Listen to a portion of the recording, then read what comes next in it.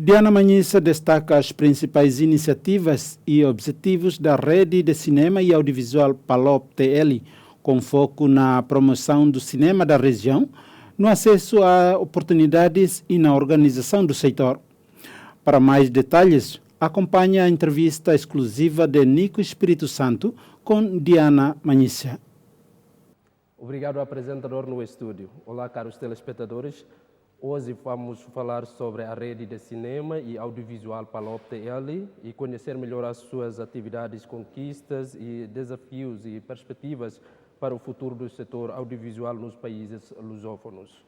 Para isso, está já conosco a Mana Diana Manhissa, natural de Moçambique, licenciada em Artes Plásticas, mestre em Comunicação Educacional e Mídia Digitais e doutorada em Digital Media Art e Educação à Distância e e-learning. Olá, bem-vinda. Muito obrigado por ter vindo à RTTL. Obrigada, boa tarde.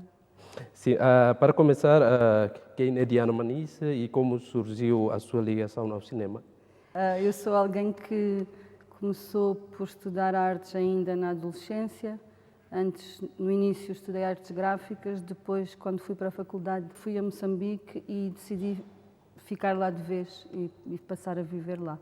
E foi durante esse início da minha vida em Moçambique que eu comecei a trabalhar mais com audiovisual e depois fui estagiar numa produtora de cinema. Comecei, primeiro que tudo, como editora de vídeo. Promovi também um cineclube em que mostrávamos filmes de várias origens.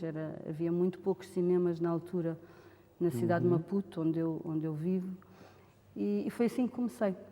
Ok. Então, houve algum momento decisivo que a levou a seguir o caminho do audiovisual? Olha, não te sei dizer se houve um momento decisivo. Eu acho que desde o início do meu trabalho na faculdade, eu sempre usei quer fotografia, quer vídeo, na altura de uma forma muito amadora, muito artesanal. Só depois em Maputo é que se tornou algo assim mais ao qual eu me dedico profissionalmente, não é? em várias áreas do audiovisual, não é? Principalmente na produção e na exibição, não é? A criação de um festival de cinema, de um cineclube e agora desta iniciativa da rede PALOP-TL. PALOP-TL, ok. Que influências marcaram o seu percurso enquanto cineasta? Eu acho que principalmente, bom, na adolescência, talvez os filmes que eu via, não é? De naturezas variadas, não sei. Hitchcock, não sei se vocês conhecem, e depois uma série de realizadores da década de 90. Eu ia muitas vezes, ia semanalmente, pelo menos uma ou duas vezes ao cinema. Na altura era habitual ir ao cinema todas as semanas, ver um filme. Okay. E depois, as pessoas com quem eu trabalhei em Moçambique, os cineastas mais, vamos dizer, mais conhecidos e mais da geração mais velha em Moçambique, são sem dúvida as pessoas que tiveram mais influência naquilo que eu faço. O Sol de Carvalho, o Licínio Azevedo, o Chico Carneiro, que foi a pessoa que me ensinou a fazer edição. Mais à frente, João Ribeiro, que é um dos fundadores da associação que promove esta iniciativa da Rede de Cinema e Audiovisual PALOP-TL. Terá sido, eventualmente, não no início a pessoa mais influente, mas a partir de 2010 terá sido a pessoa com mais influência no meu percurso. Ok. Então vamos falar sobre a Rede PALOP-TL. Como surgiu a Rede de Cinema e Audiovisual PALOP-TL e qual é a sua missão principal? Então, surgiu por volta de 2018. No ano anterior, a União Europeia em Moçambique tinha feito, para o programa PALOP-TL, completava 25 anos esse programa, e eles tinham decidido, por comemoração dos 25 anos, fazer um concurso de curtas-metragens. Resultou em 6 curtas, uma de cada um dos países PALOP mais Timor-Leste. E depois desse processo, com esses 6 jovens realizadores na altura, eu mantive muito próxima da maioria deles, não de todos, mas da maioria, essencialmente das mulheres. Formámos ali um grupo de mulheres e propus esta ideia de criar um trabalho mais de conjunto, em que nós pudéssemos estar mais unidos no trabalho que fazíamos. Dentro desse grupo de pessoas havia pelo menos 3 de nós ligadas a festivais de cinema no seu respectivo país. A Cátia Aragão em São Tomé e Príncipe, eu em Moçambique, a Samíria e a Emília em Cabo Verde. Então, foi este grupo de pessoas que deu início. Entre 2018 e 2020, o que nós fizemos foi um protótipo daquilo que estamos a fazer hoje, que é tentar identificar quem são, quantos são e como é que se estruturam os profissionais e as empresas de cinema e de audiovisual nestes 6 países para produzir um relatório de dados. Como foi a chegada dessa rede aqui em Timor?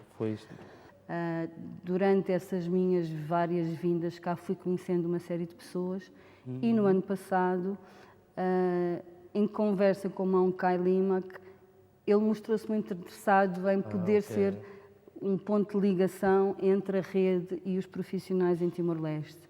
E nós aceitámos esse desafio e começámos a organizar com ele a minha vinda cá para iniciarmos o trabalho. É claro que depois essa equipa vai seguir ao longo de alguns meses o processo, não é um trabalho que se consiga completar em pouco tempo, mas estes primeiros 2 meses eu estarei aqui com eles para começarmos juntos.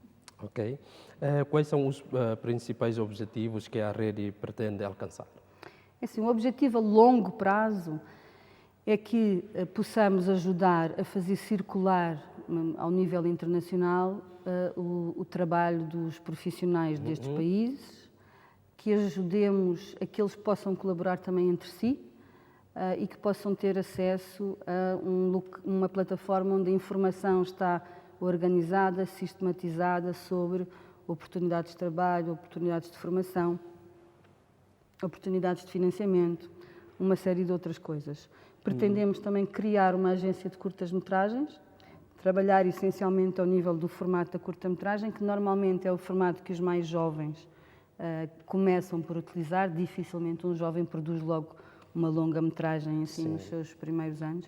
E, portanto, promover o trabalho dos jovens e, em particular, das mulheres e poder ir divulgando esses filmes que são produzidos. Um dos objetivos está relacionado com práticas ambientais. Como funciona essa vertente e por que razão foi incluída no vosso plano? Sim, então, aí estamos a falar, vamos dizer, de temas transversais. E os temas transversais são, essencialmente, oportunidades de emprego para jovens, questões relacionadas com o desequilíbrio de oportunidades para as mulheres e questões ligadas ao ambiente e aos direitos humanos, não exclusivamente ao ambiente, mas também aos direitos humanos. Porquê? 2 motivos principais. Porque são temas relevantes nas nossas sociedades, quer nas dos nossos países, quer ao nível mundial, são questões relevantes. Se estamos a falar em desenvolvimento, em emprego, em empreendedorismo, em geração de rendimento, estes são temas relevantes. A questão do ambiente é um tema transversal a tudo o que nós possamos fazer, desde a agricultura, à medicina, à exploração de petróleo, ao cinema também. Então, esse é um dos motivos. O outro motivo é porque a chamada para a qual nós nos candidatámos e que nos permitiu ter o financiamento para estar agora a fazer este trabalho, tinha esses temas como temas transversais e, portanto, normalmente quando se desenvolve um projeto cultural, há algum nível de flexibilidade e de ajuste àquilo que são as premissas da chamada. Ok. Que impacto concreto a rede já teve nos países membros? Concreto, eu diria que muito pouco. O trabalho que fizemos entre 2018 e 2020 foi um trabalho de protótipo, no fundo, foi a produção de um cartão de visita que nos permitia dizer, olha, nós somos estas pessoas e nós pretendemos fazer isto. Entre 2020 e 2024, 2025, praticamente dos nossos objetivos concretos, muito pouca coisa aconteceu. Nós limitámos a procurar oportunidades de financiamento e a ir divulgando junto da comunidade dos profissionais dos nossos países o que é que nós fazíamos e divulgando oportunidades. E de uma forma muito resumida, a única coisa que nós tínhamos era uma presença nas redes sociais, onde vamos divulgando informação. Então vamos falar sobre desafios do setor. Quais são os principais desafios para o desenvolvimento do cinema nos PALOP e em Timor-Leste? Olha, eu não posso ter a arrogância de saber dizer-te quais são os desafios de Timor-Leste neste momento, Talvez daqui a 2 meses, depois destes encontros e destas conversas, e nesse relatório possamos ter, se calhar, alguma informação mais sistematizada. Mas posso imaginá-los, porque não são muito diferentes daqueles que temos em Moçambique, ou em Angola, ou em Cabo Verde. Apesar de, pelo menos tanto quanto eu conheço até ao momento, existe uma produção bastante mais volumosa em Moçambique, Angola e Cabo Verde do que necessariamente em São Tomé, Guiné-Bissau e Timor. Há desafios ao nível da formação, apesar de hoje em dia ser possível aprender fazendo e aprender inclusive em plataformas online. Haverá com certeza desafios no acesso a equipamentos, nas importações, por aí fora. Há também muitos desafios porque o setor da cultura é um setor muito informal. Estamos a falar de trabalhadores independentes, esporádicos ou sazonais, raramente microempresas, muito poucas empresas grandes. Mas eu também não saberei dizer, ou a minha opinião se calhar não será consensual, qual é o melhor cenário possível, não é? É apenas tentar identificar e constatar qual é a realidade. A questão do financiamento continua a ser o maior obstáculo? A alguns níveis noutros não é? Porque, como eu dizia há pouco, quando mencionei, por exemplo, as televisões, não é? Quando nós falamos em setor do cinema e do audiovisual, ele engloba muitos subsetores, não é? Desde o próprio cinema, à publicidade, às televisões, aos criadores de conteúdos digitais, aos criadores de conteúdos para o ensino, por aí fora. E, portanto, o tema do financiamento ele não é igual nestes subsetores todos. Vamos dar o caso da publicidade, não creio que haja um problema de financiamento na publicidade, antes pelo contrário, há bastante dinheiro. Eu não conheço a realidade de Timor-Leste, digo mais uma vez, estou a falar do ponto de vista da realidade que eu conheço, que é de Moçambique. Há muito dinheiro na publicidade. Na verdade, a maioria dos jovens, e não só os jovens, que trabalham com cinema e audiovisual, o seu dia-a-dia, o seu salário é feito na publicidade e depois eles investem-no, para além das despesas comuns familiares, eles investem fazendo filmes ou pequenos filmes com o dinheiro que vai sobrando, digamos. Agora, investimento em cinema, em específico, ainda é muito pouco mesmo. E ao nível da formação técnica e da profissionalização, como avalia o cenário atual? Olha, mais uma vez vou dizer que em relação a Timor-Leste eu não sei exatamente qual é o cenário. Sei que não existe uma faculdade de cinema. Ainda ontem falava com o Mancai Lima sobre isso. Se achávamos que faria sentido uma faculdade de cinema em Timor-Leste. Eu, pessoalmente, acredito que não é o momento e que não é o mais urgente de todas as questões. Há questões ao nível das políticas do setor cultural, se calhar mais importantes, como a questão dos direitos de autor, como a questão das entidades gestoras de direitos de autor e distribuidoras de royalties, capacitação a esse nível, porque os próprios jovens e os profissionais não conhecem, questões ligadas à formalização do trabalho, ao direito à assistência social, às obrigações também, não é? Ao pagamento de impostos. Então, vamos falar sobre identidade e narrativas. Que histórias ainda precisam de ser contadas nos países PALOP e em Timor-Leste? Em Timor-Leste precisam de ser contadas as vossas histórias. Vocês é que conhecem as vossas histórias e aquelas que consideram que são relevantes contar. Eu tenho visto muito pouco cinema produzido aqui. Daquele que eu vi, temos histórias que remetem às lutas de libertação e de independência, que obviamente são importantes a vários níveis, em particular para os jovens que não passaram por esses períodos conhecerem a história.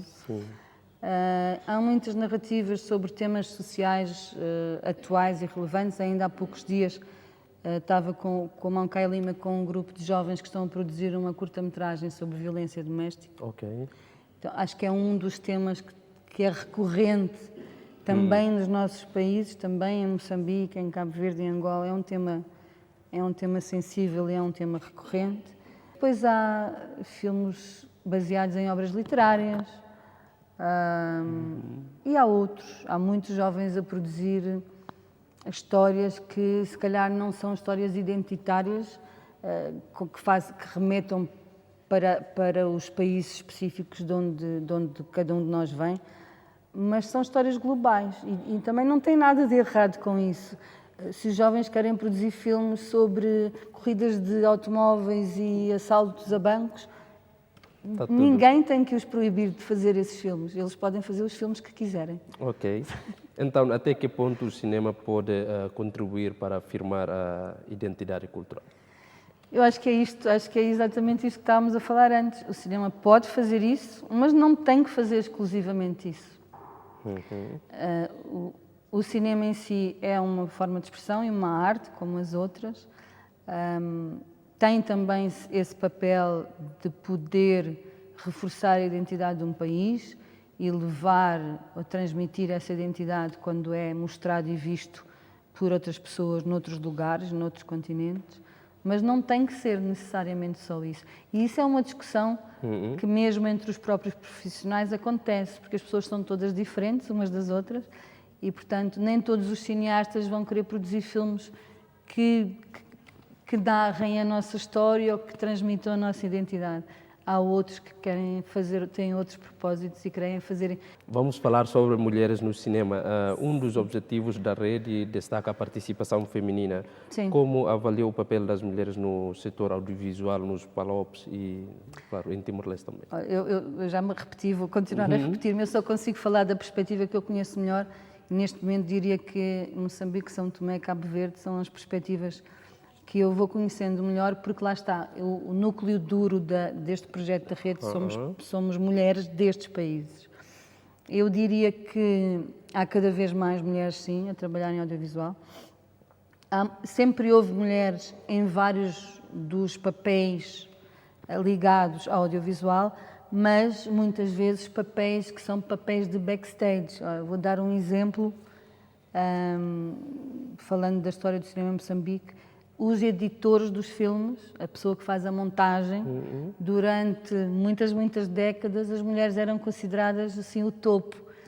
Havia 3 ou 4 e eram as melhores. Não me pergunto porquê, não sei. Mas lá está, estavam no backstage, não é? Normalmente o realizador é que aparece, ou os atores, se for uma ficção, é que aparecem. Hoje em dia é um pouco diferente.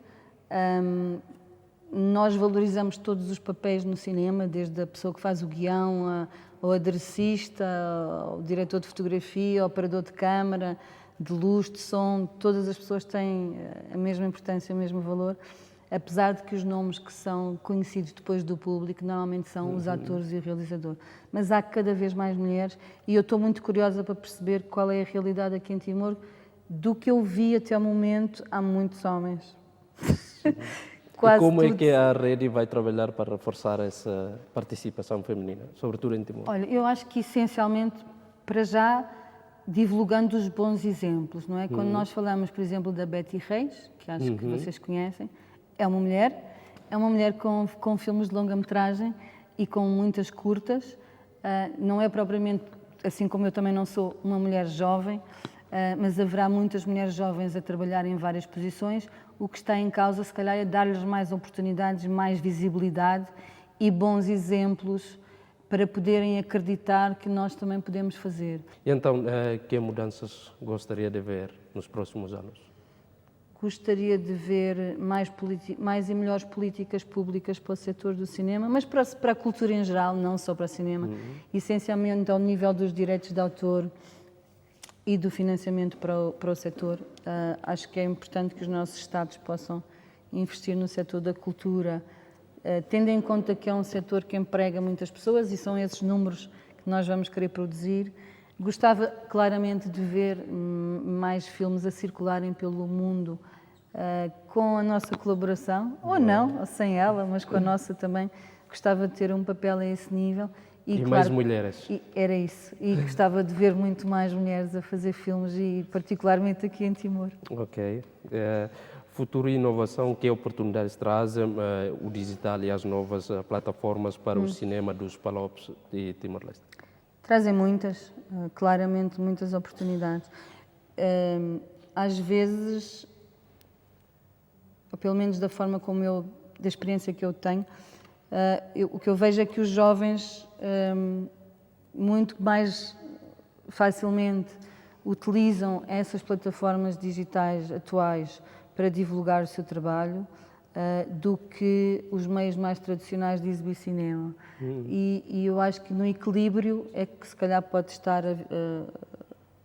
a virtude, vamos dizer, quer as gerações mais velhas poderem também utilizar essas plataformas, quer as gerações mais novas poderem ter acesso a formas mais tradicionais de exibir cinema, como os festivais, as televisões, os centros culturais por aí fora. Mas o que está em causa é, em termos de oportunidades, o que isso significa em termos de trabalho e de rendimento, diria, não é?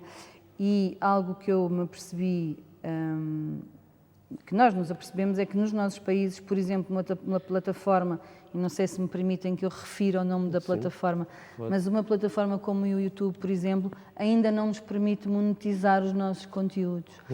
E esse é um trabalho que parte, obviamente, também dos profissionais unidos, necessariamente, por exemplo, através de uma rede desta natureza, ou de associações locais, ou de sindicatos, ou juntamente com as suas secretarias de Estado e ministérios da Cultura, mas é um trabalho que passa também pelo Estado e pelas políticas públicas, outra vez.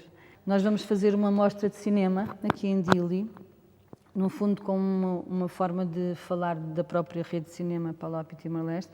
Vamos fazer uma mostra de filmes dos PALOP e um dos filmes que vamos mostrar é o único filme dos PALOP na Netflix. E onde vê o cinema dos PALOP e de Timor-Leste daqui a 10 anos? Nestas plataformas. Quando eu, por exemplo, entro na Netflix e quero ver cinema, posso ver muito filme brasileiro, muito filme americano, muito filme indiano, muito filme da Coreia do Sul, por exemplo, que obviamente, e muito filme da Nigéria. Obviamente são países que têm produções elevadas, são países grandes também, não é? Pronto. Nós somos países, todos nós, países mais pequenos. Mas se estivermos unidos, que é o objetivo da rede de cinema audiovisual PALOP Timor-Leste, é termos um caráter de união que nos permita ter mais presença, quer nestas plataformas, quer a outros níveis. Porque nós somos muito menos em termos de população e em produção de cinema também, muito reduzida. Então, se essa produção puder aumentar e se a nossa presença em conjunto puder melhorar a situação profissional destas pessoas nestes 6 países, esse é o nosso objetivo. Ok. Que conselho daria aos jovens que querem estar no mundo do cinema? Essencialmente, aprenderem muito e praticarem muito. Acho que é com os erros que toda a gente aprende. Então, façam os piores filmes do mundo, porque com esses filmes vocês vão aprender a fazer os bons, seja o que for que isso significa, não é? Vejam muitos filmes de qualquer outro lugar do mundo, porque é também vendo os filmes das outras pessoas que nós aprendemos a fazer. Leiam, conversem e principalmente divirtam-se, porque fazer cinema é muito divertido. Que mensagem gostaria de deixar ao público que acompanha e valoriza o cinema lusófono? Olha, eu vou fazer publicidade daquilo que nós vamos fazer cá.